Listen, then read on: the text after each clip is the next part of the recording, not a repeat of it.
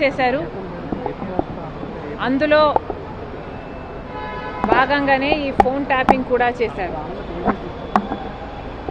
జగన్మోహన్ రెడ్డి గారు నా మీద చేసిన అత్యాచారాలలో ఫోన్ ట్యాపింగ్ అనేది చాలా చిన్నది. అసలు నేను ఊపిరి తీసుకోవడమే కష్టం చేశారు జగన్మోహన్ రెడ్డి గారు.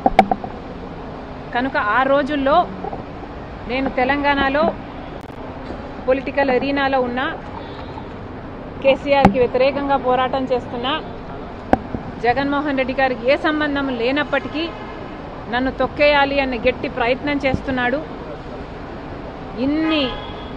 ఇంతమంది ఇన్ని ఫోర్సెస్తో పోరాటం చేయడం వాస్తవానికి నాకు చాలా కష్టంగా ఉండింది.